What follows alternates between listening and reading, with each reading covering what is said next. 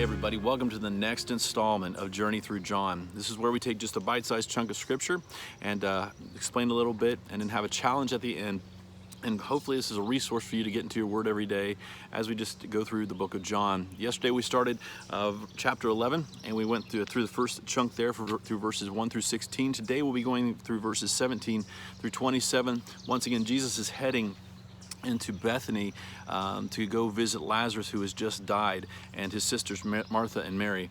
And people at this area want Jesus dead, and he's still heading into this thing for a man who's already been dead, but he's going to do something absolutely tremendous and prove beyond a shadow of a doubt that he's exactly who he says he is.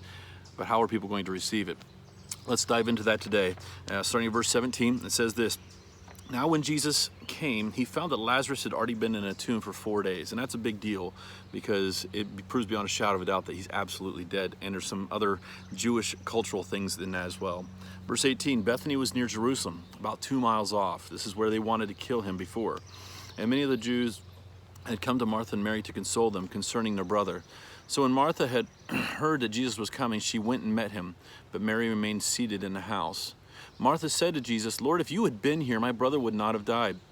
But even now I know that whatever you ask from God, God will give you.' Jesus said to her, 'Your brother will rise again.' And Martha says this in verse 24. She said to him, 'I know that he'll rise again in the resurrection of the last day.' And Jesus said to her, 'I am the resurrection and the life. Whoever believes in me, though he die, yet shall he live. And everyone who lives and believes in me shall never die. Do you believe this?' She said to him, 'Yes, Lord, I believe that you are Christ, the Son of God, who's coming into the world.'" Now, there's a couple things here we want to dig into, but not a tremendous amount of time because I want to keep it brief. But the first thing I want to do is I want to redeem Martha here just a little bit, because so often we look at Martha and Mary and Martha yelling at Jesus to say, "Can you tell my sister to start helping me?" In that passage. But here we see Mary stayed at home and Martha ran out to see meet Jesus. So it's not a knock on Martha that she was working. She just got her priorities a little mixed up. Don't want to spend a lot of time on that, but let's move forward.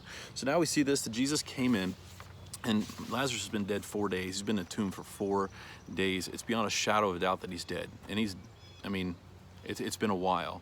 And so Martha comes out and meets Jesus. And so even though I just redeemed, if you will, Martha, there's also a piece here that Martha represents us, and I think it's something we need to point out.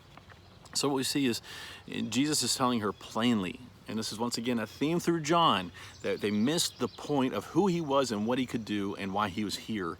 So he comes and he says, she says, if he had been here, he wouldn't die. And he said that your brother will rise again. He tells her plainly.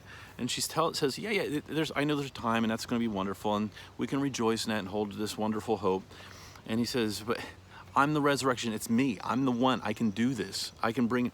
And she just, yeah, I get it. I understand. And she says, and she responds to him, yeah, I believe that you are the Christ, Son of God, who's coming into the world. And it's almost this, I think in our world we have these Christianese pat answers sometimes. Well, of course Jesus can do that. But in our reality, in our mind, are like, but he probably isn't going to do that. Or it's not likely. And Jesus is telling her right now, like, I can do this. And so often I think in our faith we say things, and we may not say it because it doesn't sound right, but we have this thought in our mind that I believe, but I don't really know that you're really going to do that.